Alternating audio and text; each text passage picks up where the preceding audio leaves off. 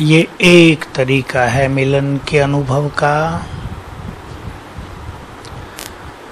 इसी में बहुत सुंदर अनुभव करने के लिए सवेरे और रात शाम कभी भी बाबा को वतन में इसी फीलिंग में जाकर सच्चे दिल से शुक्रिया करें।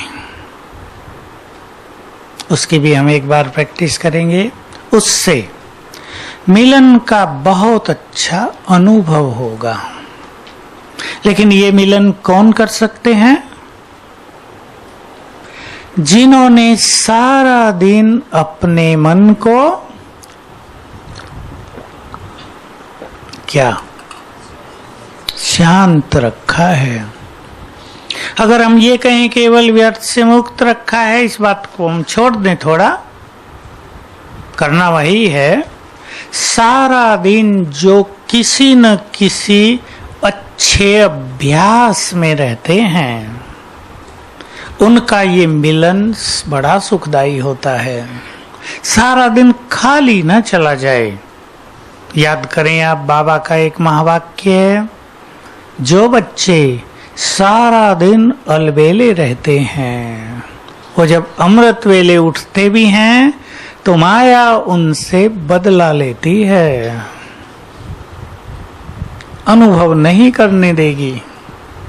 नींद न भी आए, जगते रहें, लेकिन मन भटकता रहेगा। मन न भी भटके, सुखद फीलिंग नहीं होगी। ये भी एक अनुभूति है, खराब अनुभूति, कि मन नहीं भटक रहा लेकिन अनुभव नहीं हो रहे हैं। प्रभु मिलन का सुखद अनुभव, डीप साइलेंस का अनुभव, बिल्कुल उससे हम मिल लिए। मिलने में कितना आनंद आएगा। आप सोचो, बाबा आया हुआ हो हॉल में और आपको कह दिया जाए 10 मिनट बाबा के आगे बैठना है, दृष्टि लेनी है, कितना अच्छा रहेगा।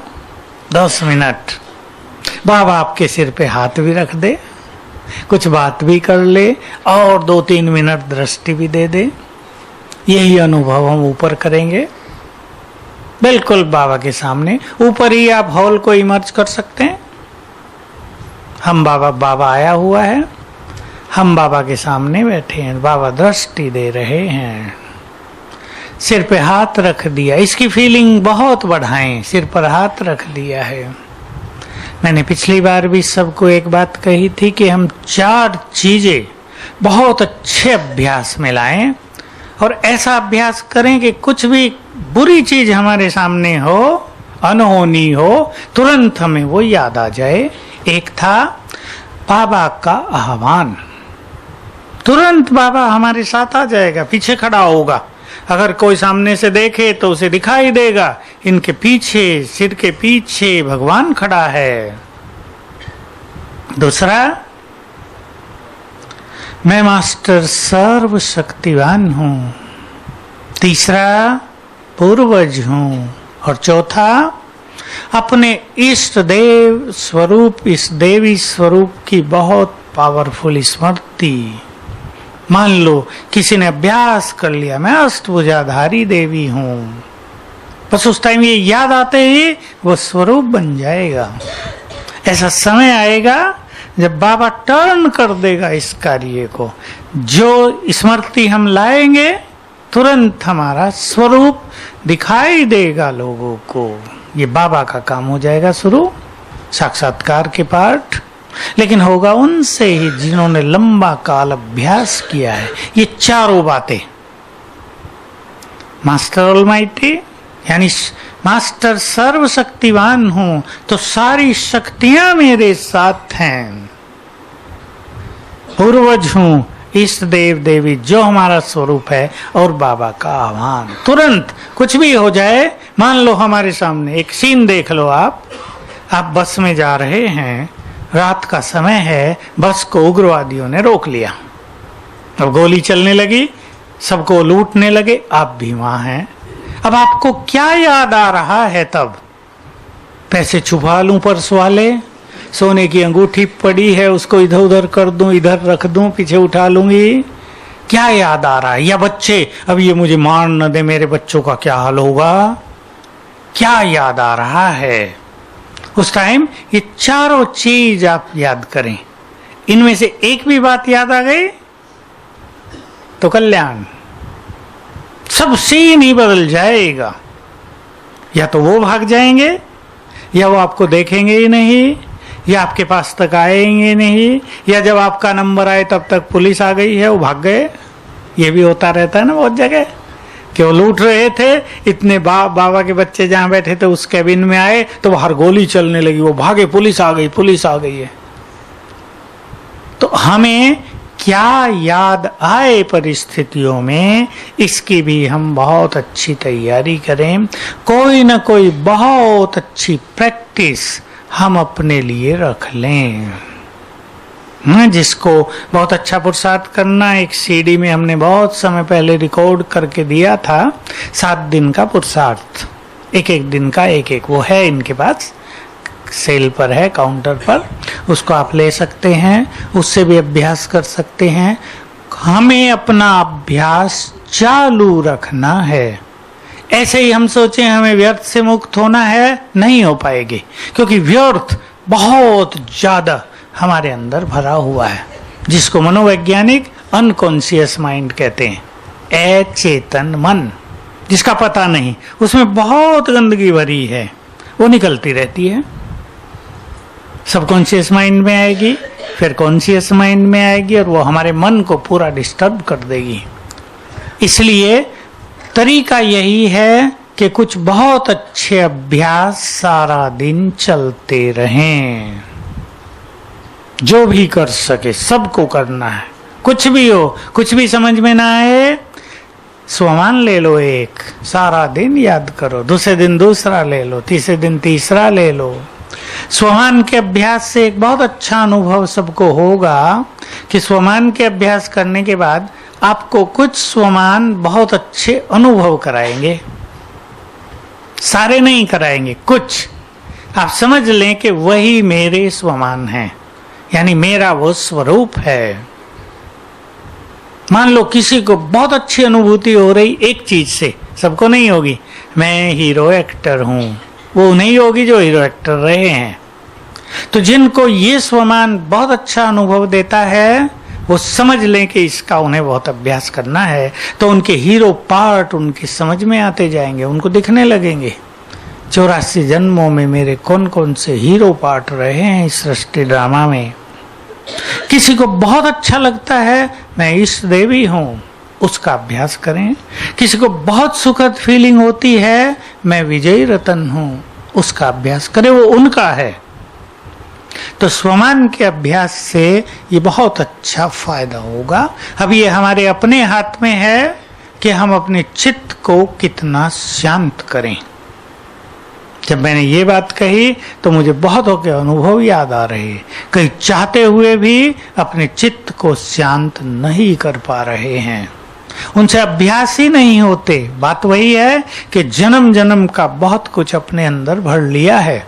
एक माता की कल की मुझे बहुत दया आई, 3 बार फोन किए मुझे लगातार। आखिर में क्या फोन किया, भाई जी मेरे से कुछ नहीं होगा, आप ही कर दो मेरे लिए। जैसे बाबा ने कहा था ना, बच्चे कहते हैं बाबा योग भी आप ही लगा दो हमारे लिए, हमसे तो योग भी नहीं लगता। रोने लगी फोन पर। क्या समस्या थी? डिप्रेशन, बहुत ज्यादा डिप्रेशन है। मैंने उसे कहा ये लिख लो, कहा मेरे से नहीं लिखा जाएगा। मैंने उसे कहा 15 मिनट रोज अव्यक्त मुरली पढ़ लो, मेरे से नहीं होता। देखो ये स्थिति है, लिखना भी नहीं होता। मैंने कहा 21 बार लिख लो मैं एक महान आत्मा हूं, मेरे से नहीं होता है। क्यों नहीं होता? उसको मैंने नहीं कहा, पर आपसे पूछ रहा हूं क्यों नहीं होता।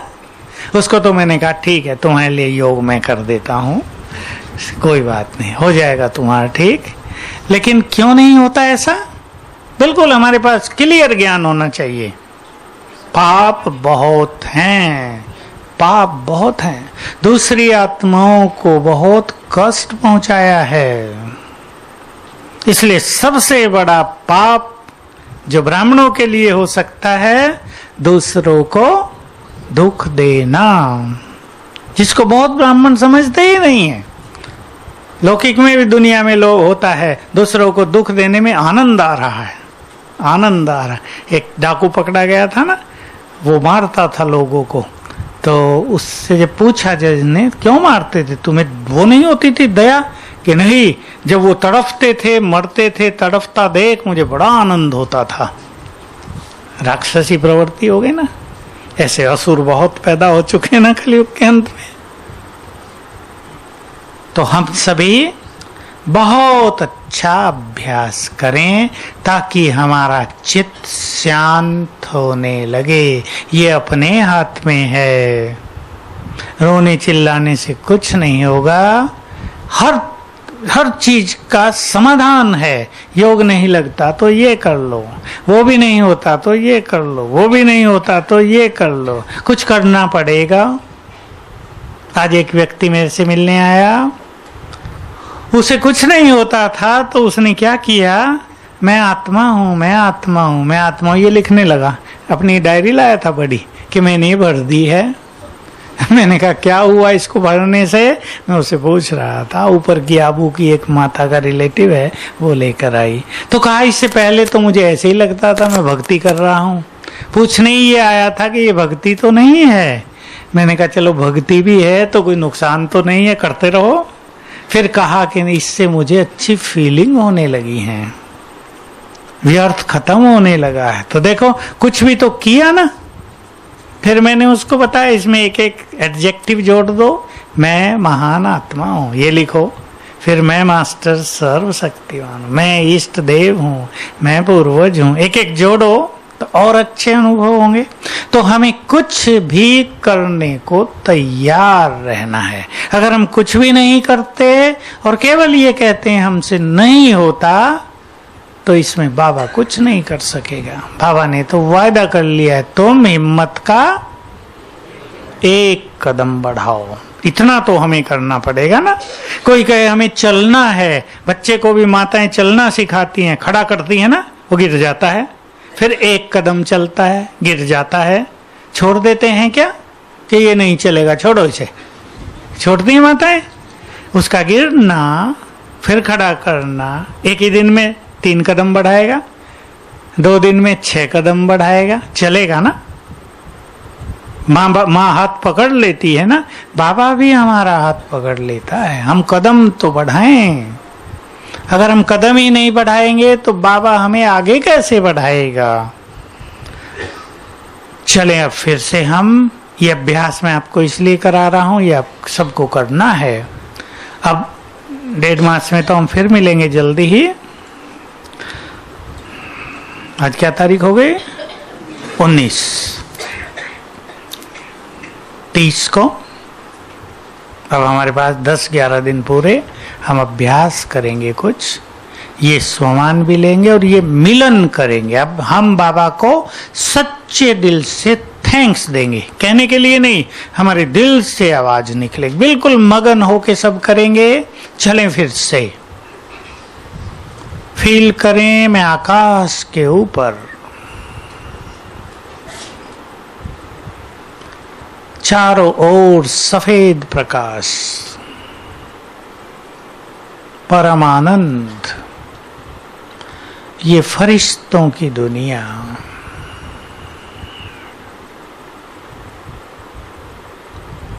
सामने बाप दादा दृष्टि दे रहे हैं।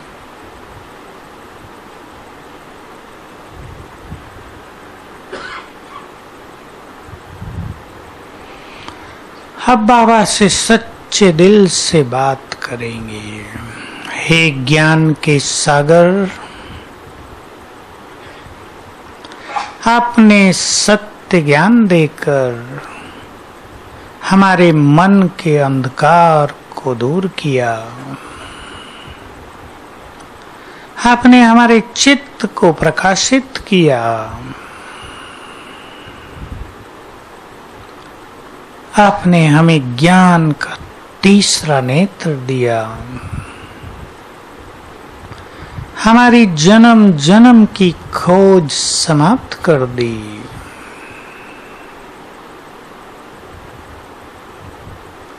हमने कभी सोचा भी नहीं था कि आप हमारे इतने समीप आ जाएंगे। हम तो केवल आपके दर्शनों के प्यासे थे, परंतु आप तो हमारे ही हो गए। आपको बारंबार सच्चे दिल से शुक्रिया।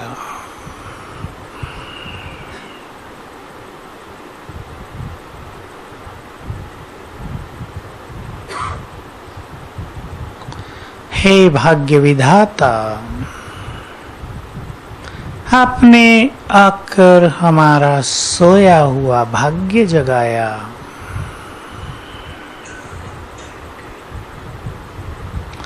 आपने हमारे भाग्य का सितारा चमकाया।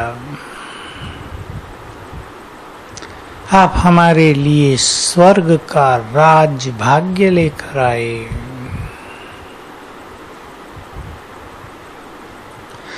आपने हमें बहुत सुख दिया।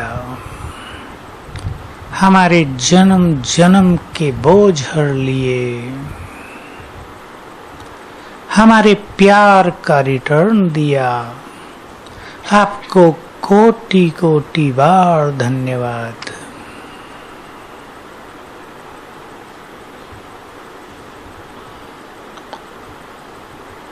हे परम सद्गुरु, आप आकर हमारी जीवन नैया के खिवैया बन गए।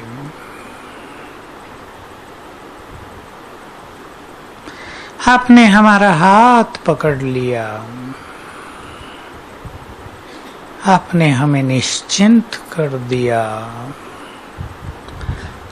आप हमारी छत्र छाया बन गए। रोज शक्तियों और वरदानों से हमारी पालना की। आपको सच्चे दिल से पद्मा पदम बार धन्यवाद।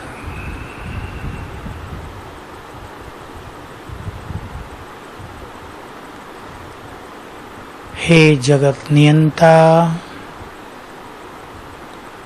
हे सुखों के सागर,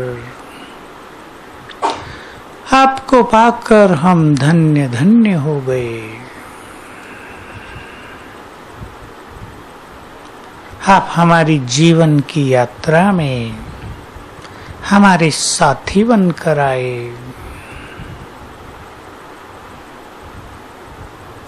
आपने हमें शिव शक्ति बना दिया। आपने हमें बहुत महान बना दिया। संसार को बहुत कुछ देने के योग्य बना दिया। आपने अपने दिल में हमें स्थान दिया। अपने नैनों में समाया। आपको कोटि कोटि बार शुक्रिया।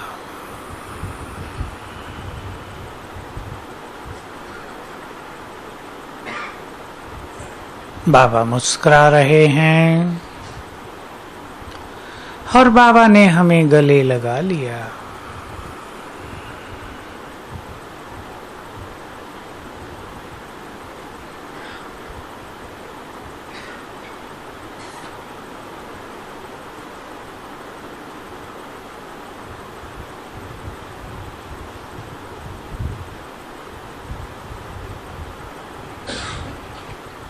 ओम शांति।